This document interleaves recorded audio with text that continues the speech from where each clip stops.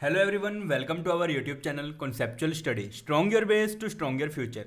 आइए हम आज शुरू कर रहे हैं अपना लिक्विडेशन ऑफ कंपनी का लिक्विडेशन ऑफ कंपनी। इसका एक प्रोसेस है प्रॉपर जो एग्जाम में बहुत बार आता है और मोस्ट इंपॉर्टेंट टॉपिक्स में से है ये। ठीक है, आज अपना है 43rd लेक्चर। इससे पहले 42 लेक्चर हमने कंप्लीट कर लिए हैं, जिसमें लास्ट लेक्चर में किया था हमने इंटरनल रिकंस्ट्रक्शन का reduction in share capital method. कैसे हम लोग रिड्यूस कर सकते हैं अपने शेयर कैपिटल को, और ये किसका पार्ट बनता है, इंटरनल रिकंस्ट्रक्शन का। तो अगर अभी तक वो वाली वीडियोस आपने नहीं देखी हैं तो प्लीज़ वो देख लीजिएगा। उसके बाद ये देखोगे तो ज़्यादा समझ में आएगा, ज़्यादा लिंकअप कर सकेंगे आप। ठीक है, तो हमारे यूजीसी नेट का जो अपना एनटीए नेट का एग्ज़ाम का जो सिलेबस है उसके अकॉर्डिंग हमने अभी तक ये मान लीजिए कि 70 to 80% सिलेबस कवर कर लिया है। थोड़ा बहुत रह गया है जिसमें से अकाउंटिंग ऑडिटिंग जो है वो एक अलग टॉपिक बनता है। वो आप ये लगा लो कि लास्ट के 15% मैं कहूँगा 15% लास्ट का वो होगा। ऑलमोस्ट हमारा अकाउंट्स कंप्लीट होने वाला है। अब बस लास्ट एक चैप्टर और रह गया है अकाउंट्स में, उसके अलावा हमारा सारा अकाउंट्स अब कंप्लीट हो जाएगा। फिर उसके बाद बारी आएगी वो मैनेजमेंट अकाउंटिंग की, जो है जो थोड़ी सी कॉस्ट अकाउंटिंग वगैरह है उसकी बारी आएगी, वो हम लोग जल्दी से निपटा लेंगे। चलिए आज लेक्चर शुरू करते हैं। लेक्चर शुरू करने से पहले एक रिक्वेस्ट है, अगर अभी तक आपने चैनल को सब्सक्राइब नहीं किया है तो सब्सक्राइब कर लीजिएगा, और साथ ही साथ एक बेल आइकन है उसके साथ में रेड कलर का, उसे दबा लेना। उससे एक नोटिफिकेशंस में ऑल का ऑप्शन होगा, उसे भी प्रेस करना, ताकि कोई भी वीडियो आए तो आपको नोटिफिकेशन मिल जाए। ठीक है, नहीं तो वो नोटिफिकेशन आपके पास पहुंचती नहीं है। चलिए स्टार्ट करते हैं। देखिए liquidation of company, liquidation of company. अब लिक्विडेशन ऑफ कंपनी है क्या, लिक्विडेशन क्या है? लिक्विडेशन का मतलब क्या है, हम कंपनी को बंद कर रहे हैं, लिक्विडेट कर रहे हैं, खत्म कर रहे हैं। उसका जो भी असेट्स है वो बेचेंगे, जो लाइबिलिटी है उसकी पेमेंट होगी। मतलब कुल मिला के वाइंड अप वर्ड आपने सुना होगा, वाइंड अप, है ना? तो वो करना, तो वाइंड अप करने के लिए हमें लिक्विडेशन करना होता है। अब अगर आप ध्यान दें तो वाइंड अप ना दो तरीके से होता था। जब भी आपने लास्ट टाइम पढ़ा होगा तो हम लोग वाइंड अप ना दो तरीके से कर सकते थे। एक तो कर सकते थे कंपल्सरी, एक तो कर सकते थे कंपलसरी वाइंड अप। ठीक है, जहां पे कोर्ट आपको परमिशन देता था। ठीक है, कोर्ट आपको कहता था हाँ जी खत्म करो, या कंपनी एक्ट के अकॉर्डिंग अगर वो काम नहीं हुआ, कंपनी एक्ट 2013 के अगर अकॉर्डिंग वो काम नहीं हुआ तो आप उसे बंद करेंगे। एक दूसरा था वॉलेंट्री। अब इस वॉलेंट्री को ना खत्म किया गया, और मैंने आपको जब हम लोग पार्टनरशिप पढ़ रहे थे तो उस वक्त भी बताया कि हम लोग अब वॉलेंट्री वाइंड अप नहीं करते हैं, उसकी जगह एक नई चीज लेके आए हैं, IBC 2016 insolvency and bankruptcy code लेके आए हैं, कुछ कोड्स लेकर आए हैं वाइंड अप के लिए। अच्छा सर, ये वाइंड अप वाला कोड ऐसा क्यों लेके आए? ऐसा पहले क्या वॉलेंट्री वाले में प्रॉब्लम थी? हाँ, बहुत प्रॉब्लम थी। मान लो आपने एक कंपनी खोली, और इस कंपनी में आप एक दो तीन और चार पार्टनर्स लगा लो या मेंबर्स लगा लो हो। आप गए बाहर, क्रेडिटर्स से आपने थोड़ा सा पैसा लिया, लोगों से पैसा लिया, पब्लिक से पैसा लिया। ठीक है, पब्लिक से पैसा लिया कितना, मान लो 100 करोड़ रुपए आपने उठा लिया पैसा। ठीक है, अब ये पैसा आपने अपने अपने जीवन में लगा लिया, चारों ने। इन्होंने कहा जी हमारे पास पैसा अब बिल्कुल भी नहीं है, खत्म, पैसा सारा का सारा खत्म, जो भी 100 करोड़ हमने लिया था वो सारा का सारा खत्म हो गया। अब पब्लिक कहेगी भैया कैसे हो गया खत्म, हमको तो हमारा पैसा चाहिए। कहेंगे जी हमारे पास हुआ पैसा खत्म, हम अपने आप को क्या कर रहे हैं, बैंक करप्ट घोषित कर रहे हैं, और हमें कर दो, इस कंपनी को कर दो लिक्विडेट। तो वॉलेंट्री लिक्विडेट होती थी और वो हो जाता था। इससे बेचारी ये पब्लिक मारी गई, ऐसा हुआ, पब्लिक मारी गई, पब्लिक बुंदला गई, पब्लिक मतलब भागने लग गई उधर उधर, कहती यार ये क्या हो गया, 100 करोड़ लेके भाग गई, 100 करोड़ लेके भाग गई, बड़ी प्रॉब्लम हुई। तो इसे देखते हुए कंपनी एक्ट में थोड़ा चेंजेस किए गए, और इन सब की जगह एक लेकर आए IBC code, insolvency and bankruptcy code 2016। तो 2016 में ये लेकर आए, और जो वॉलेंट्री वाइंड अप का ऑप्शन था इसे खत्म किया गया। ठीक है, अब होता क्या है लिक्विडेशन में, होता क्या है लिक्विडेशन में ना, जो कोर्ट है, कोर्ट ना एक ऑर्डर करेगी, किसको कोर्ट ऑर्डर करेगी, किसको करेगी ऑर्डर, डायरेक्टर को ऑर्डर करेगी। Director of company. Director of company को ऑर्डर करेगी। सर क्या ऑर्डर करेगी? अभी बता रहा हूं क्या ऑर्डर करेगी। ऑर्डर करेगी कि जी आप ना 30 दिन में, इन 30 डेज, 30 दिनों में एक हम लिक्विडेटर अपॉइंट कर रहे हैं। कोर्ट एक लिक्विडेटर अपॉइंट कर रही है, लिक्विडेटर अपॉइंट कर रही है। इस लिक्विडेटर को आप बोले तो डायरेक्टर 30 दिनों में एक स्टेटमेंट देगा, जिस स्टेटमेंट का नाम होगा स्टेटमेंट ऑफ अफेयर्स। क्या नाम होगा? Statement of affairs. सर इसमें होगा क्या? इसमें ना जितने भी आपके पास असेट्स हैं, टोटल लिखता हूं यहां पे, टोटल असेट्स एंड लायबिलिटीज, उसका सारा का सारा ब्यौरा किसको देगा? लिक्विडेटर को। किसका देगा? लिक्विडेटर। अच्छा कौन देगा? डायरेक्टर देगा। कोर्ट परमिशन कर रही, कोर्ट परमिशन दे रही है, कोर्ट ऑर्डर दे रही है डायरेक्टर को कि जी आप 30 दिन में लिक्विडेटर को स्टेटमेंट ऑफ अफेयर्स दीजिए, और उस स्टेटमेंट ऑफ अफेयर्स में क्या होगा? जितने भी असेट्स होंगी, जितनी भी लायबिलिटीज होंगी, वो सारी उसमें लिखी होगी। Okay okay, statement of affairs किसके पास गई? लिक्विडेटर के पास। अब ये लिक्विडेटर जो भैया हैं, इन लिक्विडेटर भैया को किसने अपॉइंट किया? कोर्ट ने। कोर्ट ने कहा कि जी आप हो लिक्विडेटर, आप क्या करोगे? आप करोगे असेट्स को सेल, और जितनी भी लायबिलिटीज हैं, जो असेट्स बेचने के बाद जो पैसा बचेगा, जो पैसा आएगा, उसमें जितनी भी लायबिलिटीज होंगी उनकी क्या करोगे? लायबिलिटीज की पेमेंट करोगे। लेकिन एक चीज और, लायबिलिटी भैया आप ना, आपको हम कोई भी कमीशन नहीं दे रहे हैं, आप अपने आप कमीशन निकालोगे। कब निकालोगे? जब ये असेट्स बेचोगे तो आपके पास पैसा आएगा, तो आप ना, आप अपने आप अपनी फीस काट लेना पहले। हम उसके लिए लायबल नहीं होंगे, तो आप अपनी फीस पहले काट लेना और उसके बाद लायबिलिटी की पेमेंट करना शुरू करना। तो मान लो लायबिलिटी की इसने पेमेंट करी। अब लायबिलिटी की पेमेंट करने के बाद मान लो कुछ भी अमाउंट जो भी रहा, मान लो ये बच जाता है, लेट अज्यूम ये पैसा जो है वो बच गया, पैसा बच गया। ओके, अगर पैसा बच गया तो देना पड़ेगा। किसको देंगे जी? देंगे शेयर होल्डर्स को, डिस्ट्रीब्यूट करेंगे। किसको डिस्ट्रीब्यूट करेंगे? डिस्ट्रीब्यूट टू शेयर होल्डर्स को। सर शेयर होल्डर्स को क्यों? कंपनी के मेन लोग कौन है? Share holders. तो शेयर होल्डर्स को तो देंगे ना, तो डिस्ट्रीब्यूट करेंगे। बस बचा हुआ पैसा किसको डिस्ट्रीब्यूट किया जाएगा? शेयर होल्डर्स को डिस्ट्रीब्यूट किया जाएगा। ओके, लेकिन सर एक ये भी तो हो सकता है, अगर ये पैसा बचा ही ना और कम पड़ गया, ऐसा भी तो हो सकता है। एक कंडीशन तो ये है कि जी पैसा बच गया, पैसा बचने के बाद हमने शेयर होल्डर्स को उनका पैसा दे दिया, ठीक है। लेकिन ये भी तो हो सकता है कि पैसा बचे ही ना और पैसा मंगवाना पड़े बाहर से, तो हाँ ये भी प्रोविजन है। तो इसमें जब भी शॉर्टफॉल होगा, तो ध्यान सुनना, जब भी शॉर्टफॉल होगा उस वक्त हमारे पास दो कॉन्ट्रीब्यूटरीज आएंगी। तो उस जब ये स्टेटमेंट ऑफ अफेयर्स देंगे ना लिक्विडेटर को, तो स्टेटमेंट ऑफ अफेयर्स के साथ साथ एक लिस्ट ऑफ कॉन्ट्रीब्यूटरी की स्टेटमेंट भी देनी होगी। किसको? लिक्विडेटर को। उस लिस्ट ऑफ कॉन्ट्रीब्यूटरी में क्या कौन कौन होगा? List of contributory. देखो कंट्रीब्यूटरी नाम पे जाओ, जो कंट्रीब्यूट करेगा किसमें? जब आपका पैसा कम पड़ जाएगा। तो कंट्रीब्यूट में ना दो तरह की लिस्ट के लोग आएंगे। एक तो आएंगे लिस्ट ए के लोग, एक आएंगे लिस्ट बी के लोग। अब लिस्ट ए और लिस्ट बी ना दो जगह आने वाला है, तो प्लीज प्लीज कंफ्यूज मत होना थोड़ा सा। इसीलिए मैं थोड़ा सीक्वेंस में और थोड़ा तसल्ली से आराम से समझा रहा हूं, ठीक है। मतलब यही मेरा आराम से है, तो समझ लेना। तो मैं थोड़ा सा आराम से समझा रहा हूं, एक चीज को बार बार रिपीट करके समझाऊंगा। ये लिस्ट ए और लिस्ट बी बार बार रिपीट होगा, इसलिए मैं कह रहा हूं थोड़ा सा एक बार मैं रिवाइज करा दूं यहां तक। देखो हुआ क्या, पहले तो कोर्ट आया। कोर्ट ने क्या कहा? कोर्ट ने कहा जी आपकी कंपनी हम लिक्विडेट कर रहे हैं, उसके लिए हम लिक्विडेटर को अपॉइंट कर रहे हैं। ओके, अब कोर्ट ने एक ऑर्डर पास किया किसको? डायरेक्टर को ऑर्डर पास किया। किसके? कौन से डायरेक्टर को? डायरेक्टर ऑफ कंपनी के।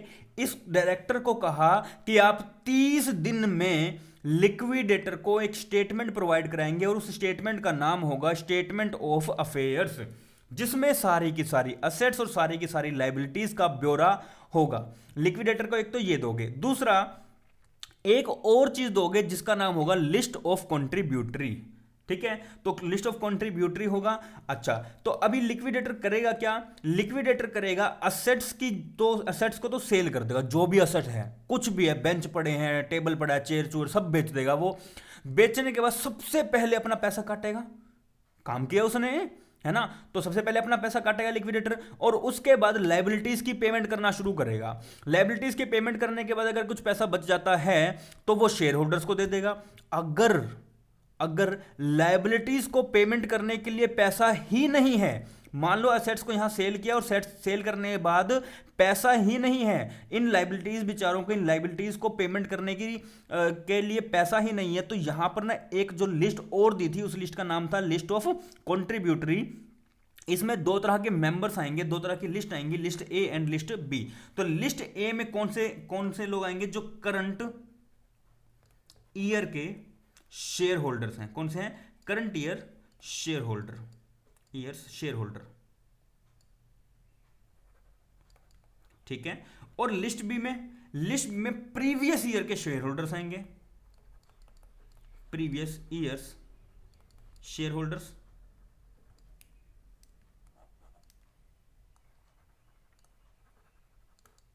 कौन कौन आएगा? लिस्ट ए में तो वो लोग आएंगे जो अभी एट प्रेजेंट हमारी कंपनी में शेयर होल्डर्स हैं, और लिस्ट बी में वो वाले शेयर होल्डर्स आएंगे जो प्रीवियस ईयर में शेयर होल्डर्स थे। सर प्रीवियस ईयर में शेयर होल्डर्स थे तो उनसे पैसा कैसे ले सकते हैं? उन्होंने तो पेमेंट कर दी होगी। हाँ, प्रॉब्लम ये है कि जो लिस्ट बी वाले बेचारे हैं ना, मतलब शेयर होल्डर्स है, ये बेचारे एक्चुअल बेचारे नहीं है, इनसे उसी शेयर का पैसा लेंगे जो उन्होंने पेमेंट नहीं करी। और ध्यान है, एक अनकॉल्ड नाम की चीज होती है, जो पैसा कंपनी ने मांगा ही नहीं है, और ये कंपनी पैसा कब मांगती है? जब लिक्विडेट होती है। तो लिक्विडेशन तो कर रहे हैं, तो अब इनके पास गई लिस्ट बी वालों के पास, कहा जी हमें पैसा दो। पहले तो देखो लिस्ट ए के पास ही जाएंगे, लिस्ट ए वालों के पास ही जाएंगे, लेकिन अगर इनसे पैसा नहीं मिला तो लिस्ट बी के पास जाएंगे। तो लिस्ट बी के वालों को कहेंगे जो आपने पैसा नहीं दिया था, मान लो 10 रुपए का शेयर था, आपने 8 रुपए ही पेमेंट करी थी, तो अब हमें 2 रुपए और दो। तो पर शेयर 2 रुपए और लेगी कंपनी, और कंपनी जब पैसा ले लेगी तो उससे लायबिलिटी की पेमेंट करना शुरू करेगी।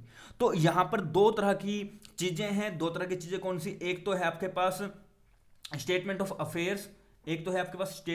अफेयर्स, और दूसरी है आपके पास लिस्ट ऑफ कंट्रीब्यूटरीज। ठीक है जी। अभी बात करें थोड़ी सी और आगे बढ़कर, तो देख लेते हैं, कोई बात नहीं, लेकिन इतना समझ में आया तो अच्छी बात है, नहीं आया तो एक बार और रिपीट करते हैं, टेंशन लेने की नीड नहीं है। देखो हुआ क्या, सबसे पहले गया कोर्ट ने एक ऑर्डर निकाला, ये ना ऐसे बना ही देता हूं मेरे को। कोर्ट ने एक ऑर्डर निकाला, किसको दिया? कोर्ट ने ऑर्डर डायरेक्टर ऑफ कंपनी को कहा कि आप 30 दिन में एक स्टेटमेंट ऑफ अफेयर्स का दो, एक स्टेटमेंट ऑफ अफेयर्स दो। किसको देना है? लिक्विडेटर को देना है। और उसमें क्या होगा, क्या जितने भी असेट्स हैं, जितनी भी लायबिलिटीज हैं, वो सारी की सारी उसमें लिखी होंगी। तो लिक्विडेटर करेगा क्या? लिक्विडेटर करेगा असेट्स को सेल करेगा और लायबिलिटीज की पेमेंट करेगा। अगर पैसा बच जाता है तो डिस्ट्रीब्यूट कर देंगे शेयर होल्डर्स को।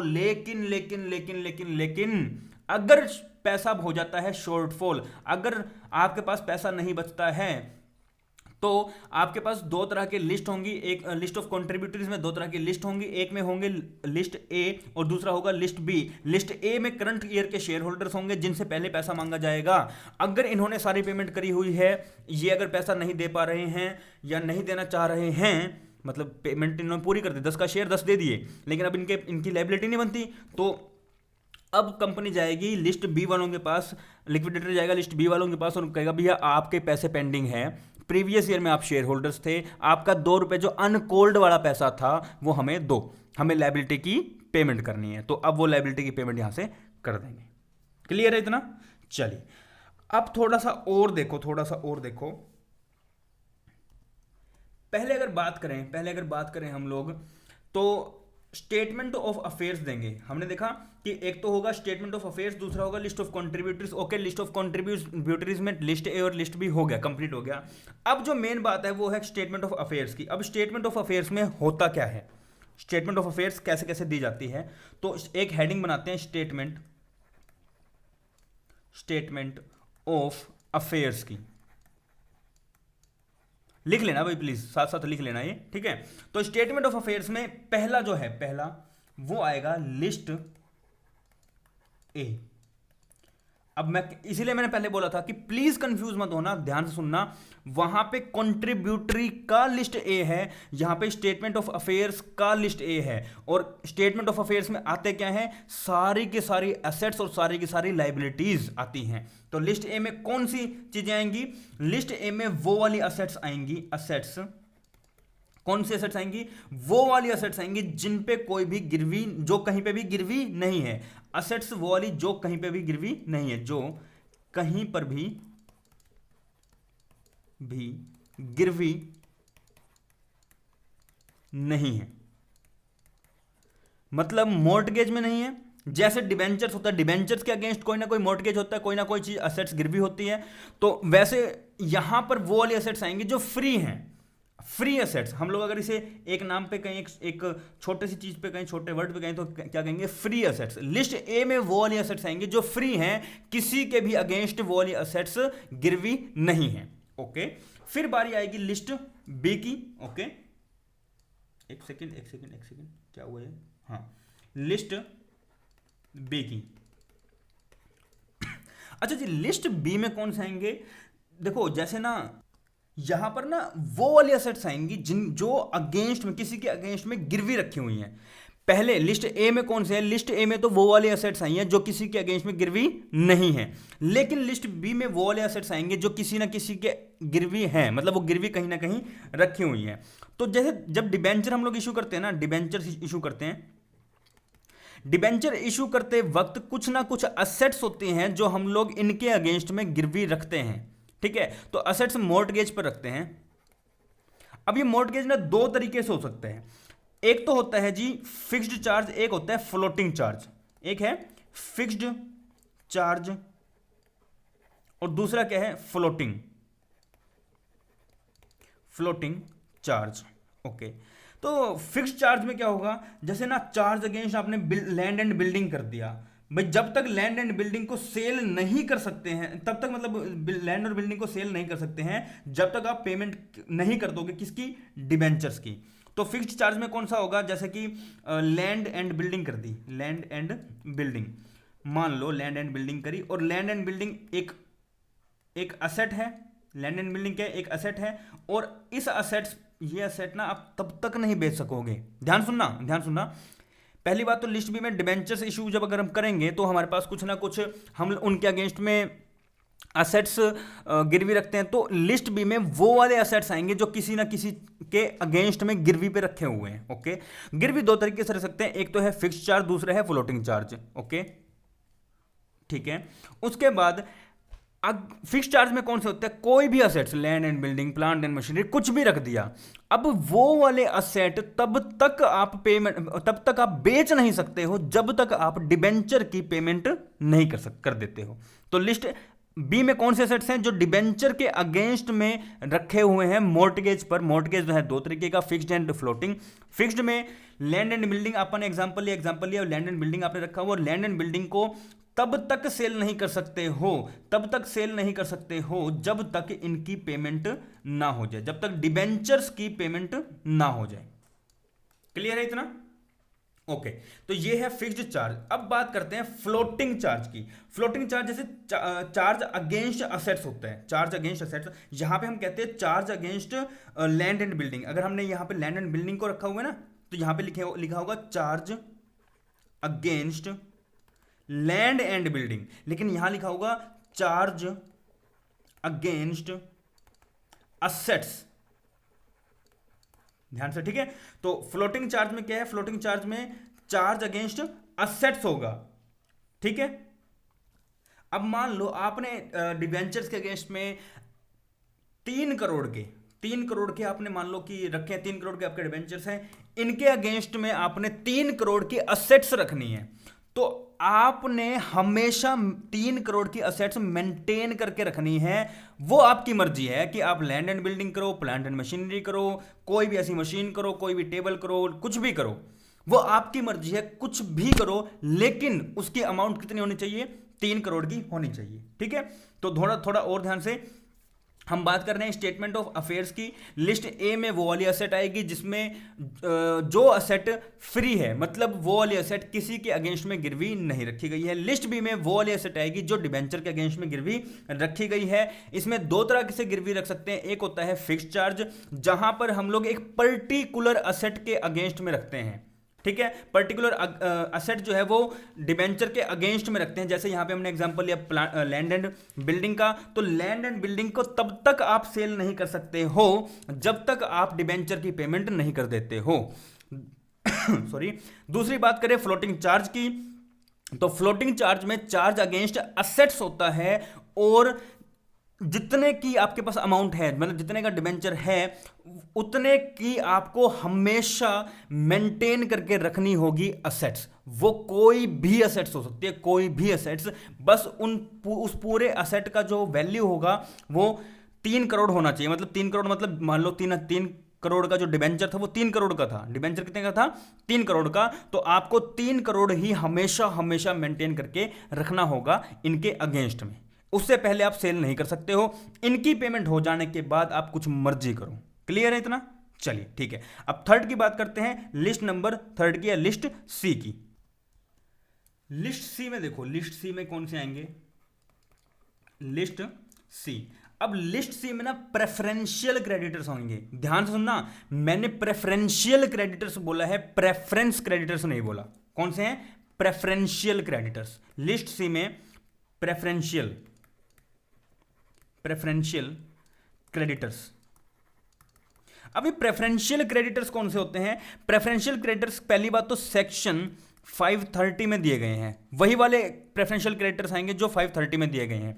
प्रेफरेंशियल क्रेडिटर मतलब जिनको प्रेफरेंस दी गई है पेमेंट के लिए। लाइक तुम्हारा चाय वाला होगा कंपनी का, आपको रेगुलर चाय पिला रहा है, लेकिन है तो वो आपका क्रेडिटर। आप अपना खाता वो बनाते जा रहे हो। हाँ भाई, हो गई 1,500-2,000 रुपए की चाय, है ना, हो गया। आपने मान लो पूरा साल उसको पेमेंट नहीं करी, आपने 1,00,000 रुपए की चाय पी ली, तो बेचारा वो तो गरीब है, तो उसको प्रेफरेंस दी गई है कि आपको सबसे पहले पेमेंट करी जाएगी। ओके, मतलब थर्ड नंबर पर। उसके बाद फोर्थ नंबर पर या फोर्थ लिस्ट हम कहें लिस्ट डी। तो लिस्ट डी में कौन से आएंगे? लिस्ट डी में वो वाले डिबेंचर्स आएंगे जिनकी फ्लोटिंग चार्ज है।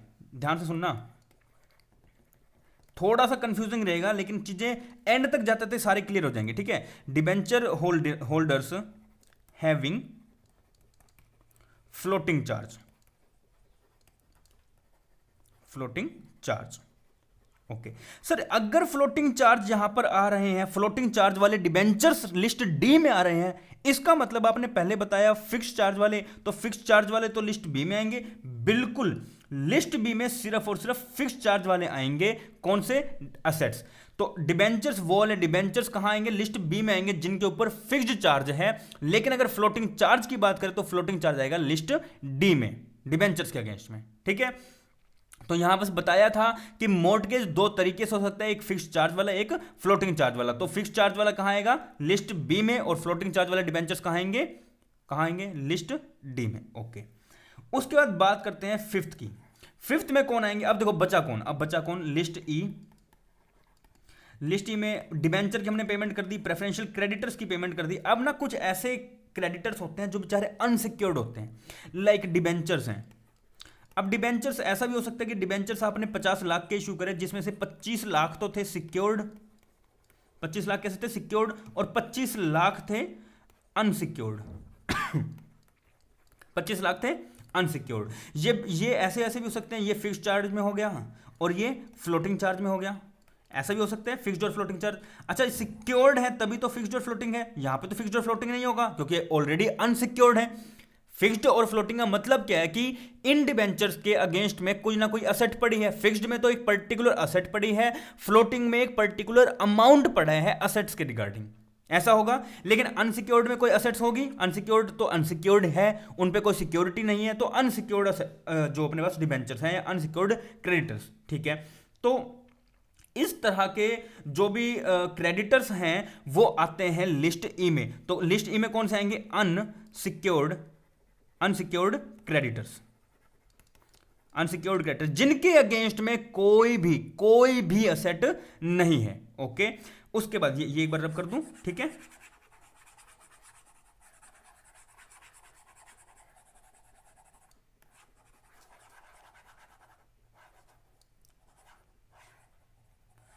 ओके, देखिए लिस्ट ई हो गया अपने पास। उसके बाद बात करते हैं, अब बचे कौन बेचारे, लिस्ट एफ वाले। अब लिस्ट एफ में आएंगे प्रेफरेंस क्रेडिटर्स,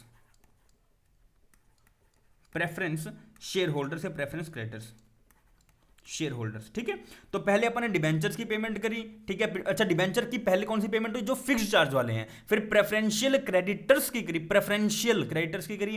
फिर डिबेंचर जो फ्लोटिंग चार्ज वाले हैं। फिर अनसिक्योर्ड क्रेडिटर्स की करी। फिर उसके बाद प्रेफरेंस शेयर होल्डर्स की। और उसके बाद बेचारे लास्ट में बचा कुचा जो पैसा है लिस्ट जी वालों को जाएगा। और लिस्ट जी में बचे हुए किसको जाता है, कौन है असली मालिक, कौन है असली हकदार, कौन है, लास्ट में बचा कुचा पैसा जाएगा इक्विटी शेयर होल्डर्स को। किसको, इक्विटी शेयर होल्डर्स को जाएगा। हुआ क्लियर? ठीक है जी। तो हमने क्या कुछ किया, देखो हमने क्या, लिस्ट ए में कौन कौन से आएंगे, लिस्ट ए में वो असेट आएगी जो किसी के अगेंस्ट में गिरवी नहीं है। लिस्ट बी में वो वाले डिबेंचर्स आएंगे जिनके ऊपर फिक्स्ड चार्ज है। लिस्ट सी में वो वाले एसेट्स आएंगे लिस्ट सी में प्रेफरेंशियल क्रेडिटर्स आएंगे जो सेक्शन नंबर 530 में लिखे गए हैं। लिस्ट डी में डिबेंचर्स आएंगे जो जिनके ऊपर फ्लोटिंग चार्ज है। उस पर लिस्ट ई में अनसिक्योर्ड क्रेडिटर्स, फिर प्रेफरेंस शेयर होल्डर्स, फिर उसके बाद इक्विटी शेयर होल्डर्स। तो देखो डी से डिबेंचर याद कर सकते हैं, डी से डिबेंचर, और अपने को उसका सीक्वेंस तो याद है ही है। तो डिबेंचर कौन से, फ्लोटिंग चार्ज वाले डी में, और बी में फिक्स्ड चार्ज वाले। तो इसका थोड़ा सा ध्यान रखिएगा, ठीक है। चलिए, तो अभी पढ़ा है, अभी बहुत सारा पढ़ा है, कोई बात नहीं, ठीक है। तो अभी इतना एक बार किया, इतना एक बार 2 मिनट के लिए वीडियो को पॉज करके और आप देखो कि हमने अभी तक किया क्या, क्योंकि आगे थोड़ा सा और ऑर्डर जो होगा वो थोड़ा सा आपके लिए शायद क्रिटिकल हो, आपको थोड़ा समझने में थोड़ी सी प्रॉब्लम होने वाली है।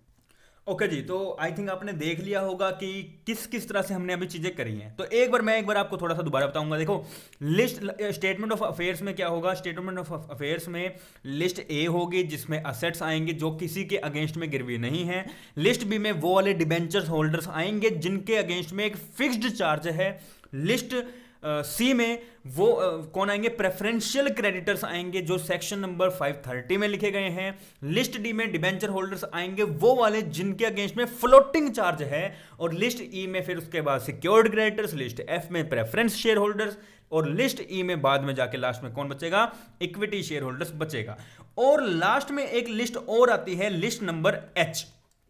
अब एच कैसा है, देखो यहां पे क्या किया आपने, यहां पे किया आपने असेट्स को आपने सेल किया, उसको सेल किया, फिर उसको सेल करने के बाद आपने पेमेंट करनी शुरू करी। अब पेमेंट कौन कौन सी, डिबेंचर्स को कर दी, प्रेफरेंशियल क्रेडिटर्स को करी, फिर डिबेंचर्स को करी, उधर वाले फिक्स चार्ज वालों को, और यहां पे कौन से को करी, फ्लोटिंग चार्ज वाले को, फिर उसके बाद अनसिक्योर्ड क्रेडिटर्स को करी, फिर प्रेफरेंस शेयर होल्डर्स को करी, फिर इक्विटी शेयर होल्डर्स को करी। तो अब यहां पे दो चीजें होंगी, या तो होगा सरप्लस या फिर होगी डेफिशिएंसी, या तो होगा सरप्लस या फिर होगी डेफिशिएंसी। अब सरप्लस होगा तो ठीक है, जो बच जाएगा वो डिस्ट्रीब्यूट कर देंगे, किसको करोगे, डिस्ट्रीब्यूट टू शेयर होल्डर्स। लेकिन अगर कुछ डेफिशिएंसी होती है, कुछ कमी रह गई, तो हम 2 जगह से मंगवा सकते हैं। एक तो मंगवाएंगे लिस्ट ए के कंट्रीब्यूटरी से, और एक मंगवाएंगे लिस्ट बी के कंट्रीब्यूटरी से। लिस्ट ए के कंट्रीब्यूटरी वो कंट्रीब्यूटरीज होंगे जो अभी प्रेजेंट में हमारे शेयर होल्डर्स हैं, और लिस्ट बी के जो कंट्रीब्यूटरीज हैं वो वाले कंट्रीब्यूटरीज होंगे जो प्रीवियस ईयर में शेयर होल्डर्स थे। वो जो शेयर्स हैं, जो प्रीवियस ईयर वाले शेयर होल्डर्स हैं, वो उसी के लिए लायबल होंगे जितना उन्होंने अमाउंट पे नहीं किया है। क्लियर है। और लिस्ट ए वाले भी उसी के लिए होंगे जितना उन्होंने अमाउंट नहीं पे किया है। मतलब कुल मिला के जो अनकॉल्ड वाली कैपिटल होती है, या अनकॉल्ड वाला अमाउंट जो होता है, इसे कंपनी मांगती नहीं है, तो इसे तब मांगा जाएगा जब लिक्विडेट करेंगे। तो 2 जगह से मांग सकते हैं, एक तो लिस्ट ए से, एक दूसरा लिस्ट बी से। अब एक चीज और देख लेते हैं, ऑर्डर ऑफ पेमेंट्स। वैसे तो अभी हमने देख ही लिया है, बस वो ये था कि स्टेटमेंट ऑफ अफेयर्स में था कि स्टेटमेंट ऑफ अफेयर्स हमने देनी क्या कुछ है, ठीक है, बस उसका पेमेंट का थोड़ा सा अलग है, ठीक है। तो देखो सबसे पहले हम लोग क्या करते हैं, सबसे पहले असेट्स को सेल करते हैं।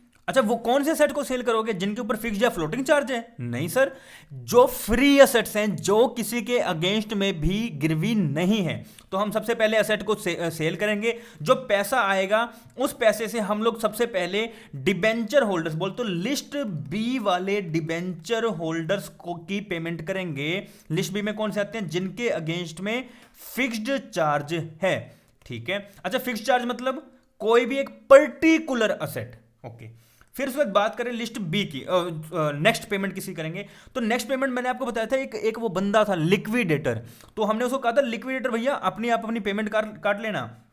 तो ये वाले हम वैसे तो नहीं देखते हैं, तो सबसे पहले जो होगा पेमेंट कटेगी वो किसी कटेगी, लीगल चार्ज कहते हैं इसे, लीगल चार्ज। ठीक है, तो ये तो इसकी पेमेंट तो बेचारा कर ही नहीं सकता।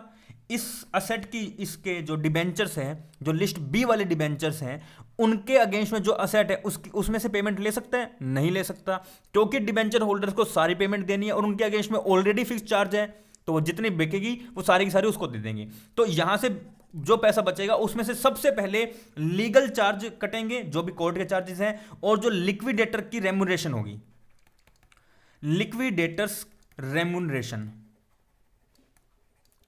Liquidator remuneration. ठीक है, लिक्विडेटर की रेम्यूनरेशन कटेगी, और कुछ लिक्विडेशन का एक्सपेंस भी होगा, लिक्विडेशन का कुछ एक्सपेंस भी होगा, है ना, कोई कागज पत्री बनवा ली, कुछ और इधर उधर गए तो उस चीज का भी एक्सपेंस होगा। ठीक है, अब उसके बाद बारी आती है, पैसा सब कुछ बच गया, लिक्विडेटर ने अपना पैसा काट लिया, लिक्विडेशन का एक्सपेंस कट गया, लीगल चार्जेस कट गए। अब बारी आती है प्रेफरेंशियल किसकी? क्रेडिटर्स की। ध्यान है, प्रेफरेंशियल क्रेडिटर्स को पहले पेमेंट करेंगे, उसके बाद जो पैसा बचेगा वो देंगे डिबेंचर होल्डर्स को। अच्छा, डिबेंचर होल्डर्स कौन से? डिबेंचर होल्डर्स कौन से वाले? जिनके अगेंस्ट में फिक्स चार्ज है? नहीं, जिनके अगेंस्ट में फ्लोटिंग चार्ज है, फ्लोटिंग चार्ज है। और ये फ्लोटिंग चार्ज वाले डिबेंचर होल्डर्स की कौन सी लिस्ट में आते हैं? लिस्ट डी में आते हैं। तो कुल मिला के प्रेफरेंशियल क्रेडिटर्स के बाद लिस्ट डी वालों की पेमेंट की जाएगी। उसके बाद अनसिक्योर्ड क्रेडिटर्स की, अनसिक्योर्ड क्रेडिटर्स की, और अनसिक्योर्ड क्रेडिटर्स के बाद हम पेमेंट करते हैं प्रेफरेंस शेयर होल्डर्स की, प्रेफरेंस शेयर होल्डर्स की, और सबसे लास्ट में जो पैसा बचता है वो दे दिया जाता है किसको? इक्विटी शेयर होल्डर्स को। किसको? इक्विटी शेयर होल्डर्स को। क्लियर है इतना? तो इक्विटी शेयर होल्डर्स को सबसे लास्ट में पैसा दे दिया जाएगा। तो ये है ऑर्डर ऑफ पेमेंट, जो आपके एग्जाम में बहुत बार पूछा जाएगा। और क्वेश्चन जो मेन बनता है ना, क्वेश्चन वो यही पूछते हैं कि लिस्ट बी में डिबेंचर होल्डर्स कौन से वाले होंगे और लिस्ट डी में डिबेंचर होल्डर्स कौन से होंगे। तो लिस्ट बी में फिक्स चार्ज वाले, लिस्ट डी में फ्लोटिंग चार्ज वाले। क्लियर? और ये एक सीक्वेंस है, इसी सीक्वेंस में आपको याद रखना है कि कैसे कैसे पेमेंट होगी। तो सबसे पहले लिस्ट बी वाले डिबेंचर्स को, फिर लीगल चार्ज, लिक्विडेशन रेम्यूनरेशन और लिक्विडेशन एक्सपेंस, फिर प्रेफरेंशियल क्रेडिटर्स को, फिर डिबेंचर होल्डर्स फ्लोटिंग चार्ज वालों को, फिर अनसिक्योर्ड क्रेडिटर्स को, प्रेफरेंस शेयर होल्डर्स को, और लास्ट में इक्विटी शेयर होल्डर्स को। अब सबसे लास्ट में एक पॉइंट और बचा है, एक बंदा है रिसीवर। रिसीवर, अब देखो असली मालिक कौन होता है? असली मालिक तो ये इक्विटी शेयर होल्डर्स होते हैं। अब इक्विटी शेयर होल्डर्स होंगे तो मान लो अगर कोई लिक्विडेटर अपॉइंट किया कोर्ट ने, तो लिक्विडेटर क्या पता इनके लिए काम करे, जो पैसा है सबसे पहले इनको पहुंचा दे। डिबेंचर होल्डर्स तो बेचारे वैसे दुखी हैं, क्योंकि लिक्विडेटर की कंपनी पता नहीं पैसा मिले ना मिले दिक्कत हो जाएगी। तो लिक्विडेटर्स के अगेंस्ट में, या ये कह लो कि डिबेंचर होल्डर्स अपने फेवर में एक बंदा अपॉइंट करते हैं जिसका नाम होता है receiver. Receiver for debenture holders. क्या होगा? Receiver for debenture holders. तो डिबेंचर होल्डर्स जो हैं वो अपने लिए एक रिसीवर नाम का बंदा अपॉइंट करेगा, जो उनके अगेंस्ट में, अब रिसीवर में वही है ना फिक्स्ड, ये डिबेंचर होल्डर्स दो तरीके से हो सकते हैं, एक तो फिक्स्ड चार्ज वाले, एक फिक्स्ड चार्ज वाले और दूसरा फ्लोटिंग चार्ज वाले। तो फिक्स्ड चार्ज वालों और फ्लोटिंग चार्ज वालों, मतलब यहां पे फिक्स्ड असेट्स हैं, कोई एक पर्टिकुलर असेट है, तो रिसीवर क्या करेगा?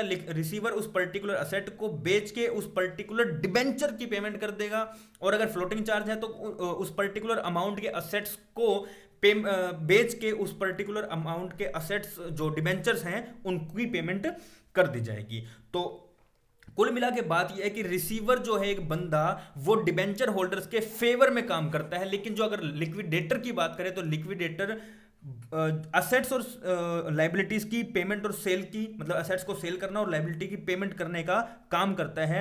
और हो सकता है क्या पता वो पार्शल होने के बाद इनकी इक्विटी शेयर होल्डर्स की तरफ हो जाए। क्लियर है? तो यहां पर भी जो रिसीवर है रिसीवर इनके बिहाफ पे काम कर रहे हैं, तो इस बेचारे की भी कुछ फीस होगी। तो इस फीस के लिए कोर्ट पहले से ये क्या क्या रखता है, मान लो डिबेंचर होल्डर मुकर जाए कि भैया हमने आपको अपॉइंट किया था, आपकी फीस फूस हम नहीं देते, हो सकता है डिबेंचर होल्डर डरे हुए हैं और मना कर दे बाद में, है ना। तो रिसीवर को ये गाइडलाइंस होती हैं कोर्ट की तरफ से कि भैया आप इनके बिहाफ पे काम तो कर लो, लेकिन जो भी एसेट बेचोगे उसमें से पहले ही अपना अमाउंट निकाल लेना, कल को हम नहीं प्रोवाइड कराएंगे आपको कुछ भी। ठीक है? तो डिबेंचर होल्डर कोर्ट में जाके एक रिसीवर भी अपॉइंट करवा सकता है, लेकिन इन्हें कमीशन देने की लायबिलिटी कोर्ट की नहीं होगी, उसकी खुद की होगी, वो अपना पैसा निकाल लेगा, उसमें से काट लेगा। क्लियर है? चलिए जी, तो आज हमने काफी कुछ कर लिया लिक्विडेशन के बारे में। एक बार जल्दी से देख लेते हैं क्या कुछ हुआ है। देखिए, लिक्विडेशन में हमने वाइंड अप देखा। Wind up compulsory wind up भी हो सकता है जो कंपनी एक्ट 2013 के अकॉर्डिंग है, और एक वॉलेंट्री भी होता था जिसे 2016 में बंद करके एक कोड लाया गया, इंसॉल्वेंसी एंड बैंक्रप्सी कोड 2016। अब जो कंपनी है वो अपने हिसाब से अपनी वॉलेंट्री जो लिक्विडेशन है वो नहीं कर सकते हैं, अब उस कोड के हिसाब से करना होगा। इसमें होता क्या है, कोर्ट ऑर्डर देता है डायरेक्टर ऑफ कंपनी को कि 30 दिन के अंदर अंदर आप स्टेटमेंट ऑफ अफेयर्स और लिस्ट ऑफ कंट्रीब्यूटरी आप लिक्विडेटर को पेश करो। लिक्विडेटर काम करेगा, असेट्स को सेल करेगा, लायबिलिटीज की पेमेंट करेगा, जो पैसा बच गया वो शेयर होल्डर्स को डिस्ट्रीब्यूट करेगा, और अगर शॉर्टफॉल होता है तो लिस्ट ऑफ कंट्रीब्यूटरी भी दी गई थी लिक्विडेटर को, जिसमें से लिस्ट ए और लिस्ट बी दिए गए थे। लिस्ट ए में करंट के शेयर होल्डर्स और लिस्ट बी में प्रीवियस ईयर के शेयर होल्डर्स, और ये दोनों के दोनों लिस्ट के शेयर होल्डर्स जो है वो उस अमाउंट के लिए लायबल होंगे जो अमाउंट इन्होंने अभी तक पे नहीं किया है, मतलब कुल मिला के अनकॉल्ड वाला अमाउंट के लिए ये लोग लायबल होने वाले हैं। इसके बाद बात करते हैं तो स्टेटमेंट ऑफ अफेयर्स में लिस्ट ए में वो वाली असेट्स आएंगी जिनके अगेंस्ट, जो किसी के भी अगेंस्ट में गिरवी नहीं है, मतलब फ्री असेट्स। लिस्ट बी में डिबेंचर होल्डर्स आएंगे जिनके अगेंस्ट में फिक्स्ड चार्ज है, तो फिक्स चार्ज में कोई एक पर्टिकुलर असेट्स होगा। और उसके बाद लिस्ट सी में बात करें तो प्रेफरेंशियल क्रेडिटर्स आएंगे जो सेक्शन 530 में लिखे गए हैं। फिर लिस्ट डी में डिबेंचर होल्डर्स आएंगे जिनके अगेंस्ट में फ्लोटिंग चार्ज है। लिस्ट ई में अनसिक्योर्ड क्रेडिटर्स होंगे। लिस्ट एफ में प्रेफरेंस शेयर होल्डर्स होंगे। लिस्ट जी में इक्विटी शेयर होल्डर्स होंगे। उनकी सबकी पेमेंट करने के बाद दो तरह की चीजें हो सकती हैं, या तो पैसा बच जाएगा, सरप्लस हो जाएगा, तो सरप्लस होने के बाद शेयर होल्डर्स को डिस्ट्रीब्यूट कर देंगे, और अगर पैसा कम रह गया तो लिस्ट ए और लिस्ट बी के कंट्रीब्यूटरीज से ले लेंगे, जो अभी के शेयर होल्डर्स या पास्ट के मतलब प्रीवियस ईयर के शेयर होल्डर्स थे। उसके बाद ऑर्डर ऑफ पेमेंट में क्या है, असेट्स को सेल किया जाएगा। असेट्स को सेल करने के बाद सबसे पहले पेमेंट होगी किसकी, डिबेंचर होल्डर्स जिनके ऊपर फिक्स्ड चार्ज है। फिर इनको हम लोग नहीं देखते हैं ऑर्डर में। सबसे पहले शुरुआत ऑर्डर से कहां से करते हैं, लीगल चार्ज से। लीगल चार्ज काटेंगे, फिर लिक्विडेटर की रेम्युनरेशन काटेंगे, और लिक्विडेशन का कुछ एक्सपेंस भी काटेंगे। फिर सबसे पहले उसके बाद पेमेंट होगी किसकी, प्रेफरेंशियल क्रेडिटर्स की, फिर डिबेंचर होल्डर जिन पे फ्लोटिंग चार्ज है, फिर अनसिक्योर्ड क्रेडिटर्स पे, फिर प्रेफरेंस शेयर होल्डर्स पे, और उसके बाद लास्ट में इक्विटी शेयर होल्डर्स की पेमेंट की जाती है। तो इस तरह की सीक्वेंस में, इस तरह के ऑर्डर में हम लोग पेमेंट करते हैं सभी की।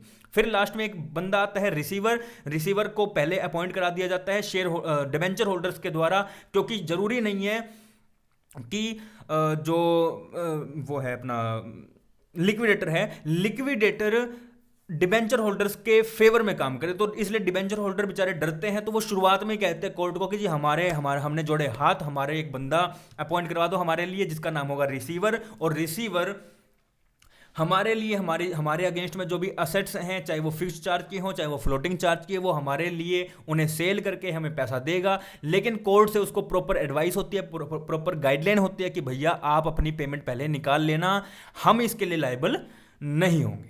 चलिए जी, तो ये है आज का लेक्चर। बहुत शायद आपको इसमें सब कुछ समझ में आ गया हो, नहीं आया हो तो प्लीज़ कमेंट में करके जरूर पूछेगा, मैं इसका आपको जवाब जरूर दूंगा। और वीडियो कैसी लगी प्लीज़ बता के जाना। अच्छी लगी तो लाइक करो, नहीं अच्छी लगी तो डिसलाइक करो, नो प्रॉब्लम। ठीक है। और कमेंट में बताओ कैसी लगी वीडियो, कमेंट करके जरूर जाइएगा। चैनल को अभी तक भी सब्सक्राइब नहीं किया तो सब्सक्राइब कर लेना और उसके साथ में बेल आइकन जरूर दबा लेना। और टेलीग्राम पे हमारा ग्रुप है कॉन्सेप्चुअल स्टडी नाम से, इस तरह का आपको लोगो देखने को मिल जाएगा। आप जैसे कॉन्सेप्चुअल स्टडी लिखेंगे टेलीग्राम पर, सबसे पहले हमारा चैनल ही आएगा, उसे आप जाके ज्वाइन कर लेना। यहाँ पे आपको फ्री पीडीएफ मिल जाती है और रेगुलर में इंस्ट्रक्शंस जो भी रेगुलर की नोटिफिकेशंस हैं वो आपको मिल जाती हैं। चलिए जी, तो आज के लिए सिर्फ इतना ही। थैंक यू वेरी मच, मिलते हैं नेक्स्ट लेक्चर में।